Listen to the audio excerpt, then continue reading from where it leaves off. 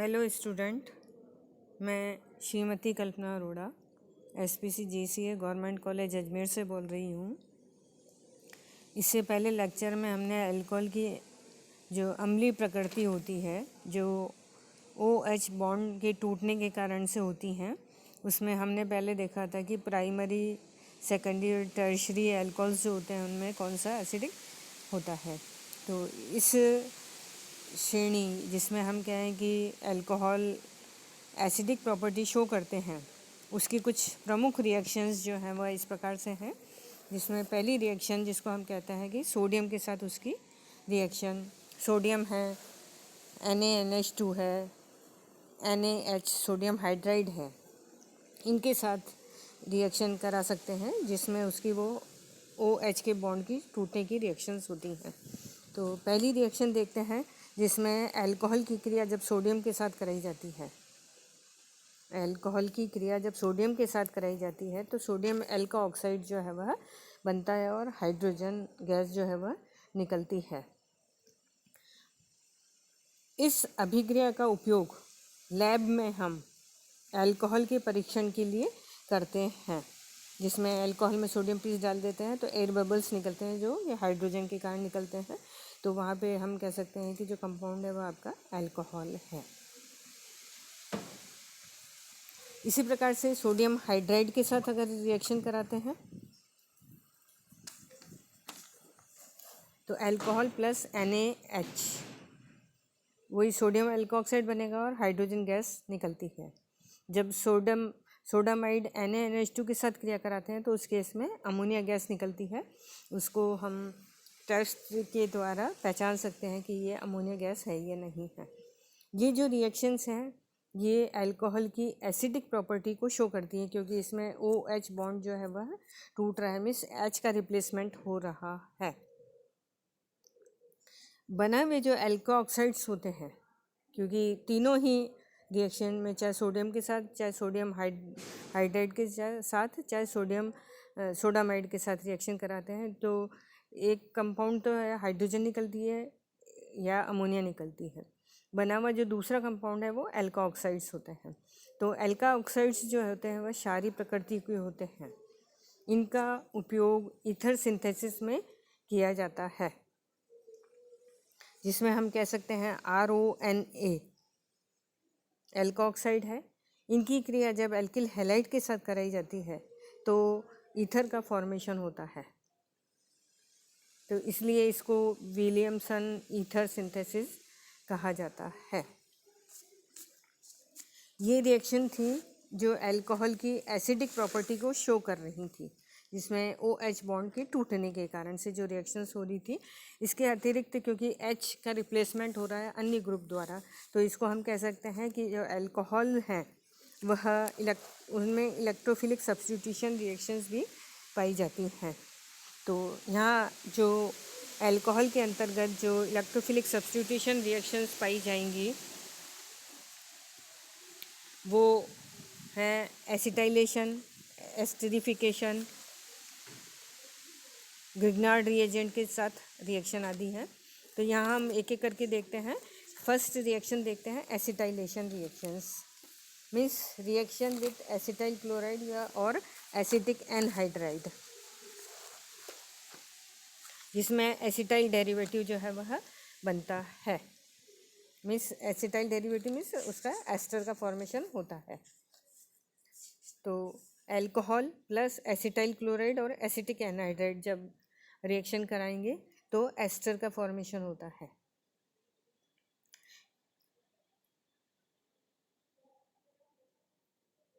क्योंकि इस क्रिया के दौरान एस्टर का फॉर्मेशन हो रहा है तो इसको एस्टरिफिकेशन रिएक्शंस भी कहा जाता है। जैसे यहाँ हम एग्जाम्पल देखते हैं, मेथेनॉल के साथ एसिटाइल क्लोराइड के साथ रिएक्शन कराई तो मेथिल एसीटेट बना। एथेनॉल की एसिटिक एनहाइड्राइड के साथ क्रिया कराई तो एथिल एसीटेट बनता है।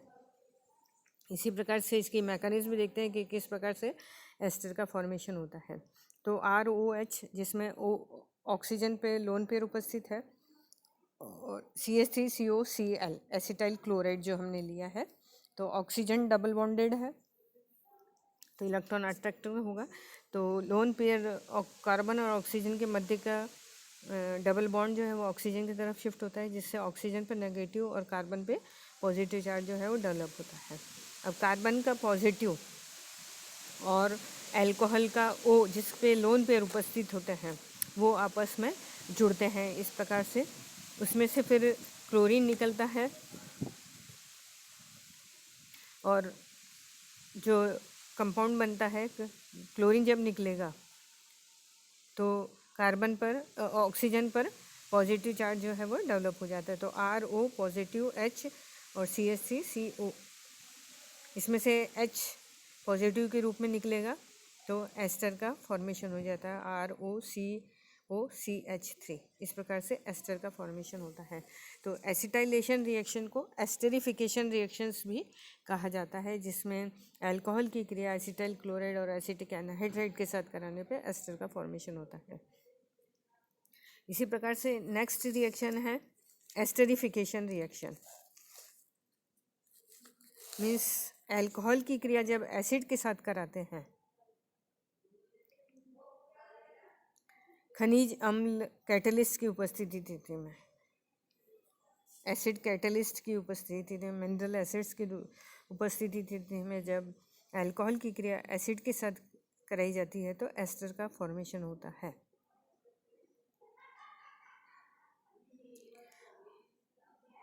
क्योंकि एस्टर का फॉर्मेशन हो रहा है तो उस केस में इस रिएक्शन को एस्टरिफिकेशन रिएक्शन कहा जाता है। जैसे यहाँ पे हम देखते हैं C2H5OH CH3COOH, तो CH3COOH C2H5 और वाटर मॉलिक्यूल निकल रहा है।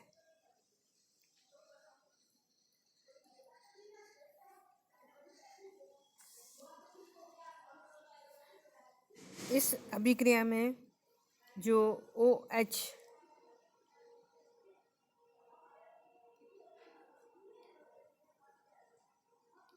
ग्रुप जो निकलता है वो बेस्ट लिविंग ग्रुप नहीं होने की वजह से उसका प्रोटोनेशन हो जाता है और OH ग्रुप जो है वह आसानी से उसमें से निकल जाता है।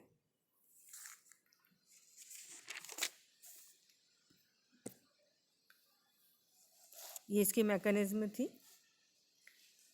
नेक्स्ट रिएक्शन है Grignard reagent, means reaction with Grignard reagent. इस केस में जब ग्रिग्नार्ड रिएजेंट के साथ अल्कोहल की क्रिया कराई जाती है तो एल्केन का फॉर्मेशन होता है। यहाँ देखते हैं हम alcohol plus CH3 MgBr CH4 बना और MgBrO C2H5, एल्केन का फॉर्मेशन होता है इसमें। डिहाइड्रोजिनेशन मीन्स हाइड्रोजन का निकलना। Dehydrogenation means addition of hydrogen, dehydrogenation means removal of hydrogen. तो ये भी एसिडिक प्रॉपर्टीज़ के अंतर्गत ही आएगा इसमें। तो जब अल्कोहल की वाष्प को, अल्कोहल वेपर स्टेट में है, गर्म तांबे पर से प्रभावित किया जाता है, जिसमें उसका टेम्परेचर जो है वो 300 से 350 डिग्री सेंटीग्रेड तक होता है। तो उस केस में अल्कोहल से, क्योंकि डिहाइड्रेशन रिएक्शंस हो रही हैं, तो वह उससे एसिटाल्डिहाइड जो है वह बनता है और हाइड्रोजन गैस जो है वह निकलती है।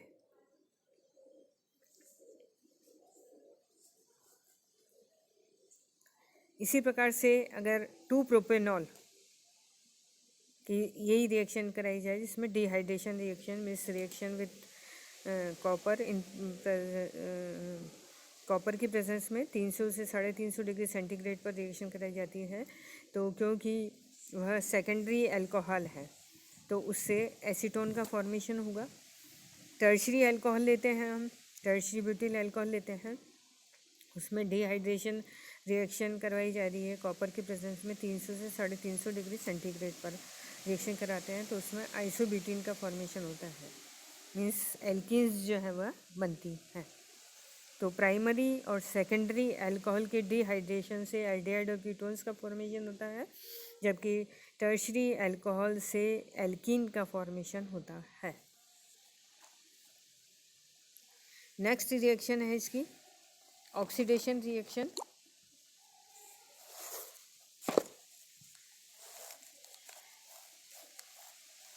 डिहाइड्रेशन के समान ही ऑक्सीडेशन करने पे प्राइमरी अल्कोहल से एल्डिहाइड, सेकेंडरी अल्कोहल से कीटोन और टर्शरी अल्कोहल से एल्कीन और फिर कीटोन का फॉर्मेशन होता है। इसमें जो ऑक्सीडाइजिंग रिएजेंट जो हैं वह लिए जा सकते हैं। आपका HNO3 हो सकता है, एसिडिक और बेसिक डाइक्रोमेट परमैंगनेट हो सकते हैं। तो यहाँ हम देखते हैं कि जो प्राइमरी अल्कोहल है उसका जब ऑक्सीडेशन पोटेशियम डाइक्रोमेट के साथ किया जाता है तो उससे एल्डिहाइड का फॉर्मेशन होगा।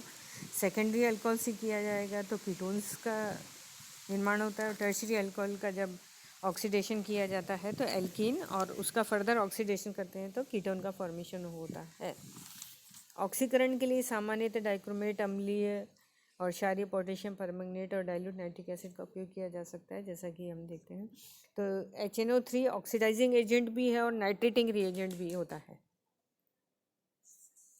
इसके अतिरिक्त अल्कोहल का ऑक्सीडेशन विशिष्ट अभिकर्मक जिसको एल्यूमिनियम टर्शरी ब्यूटा ऑक्साइड कहा जाता है, जिसकी उपस्थिति में अगर ऑक्सीडेशन कराया जाता है तो जो सेकेंडरी अल्कोहल्स जो होते हैं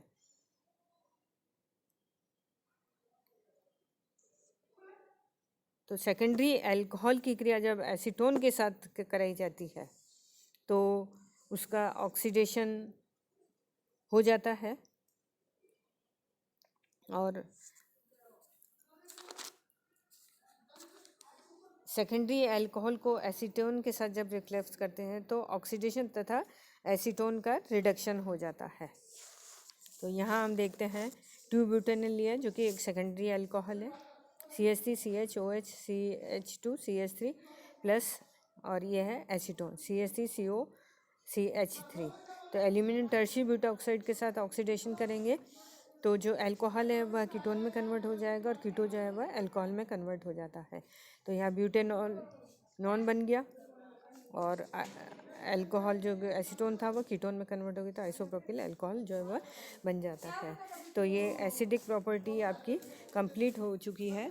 नेक्स्ट लेक्चर में हम इसकी बेसिक प्रॉपर्टी या COH बॉन्ड की टूटने वाली रिएक्शंस देखेंगे। Thank you.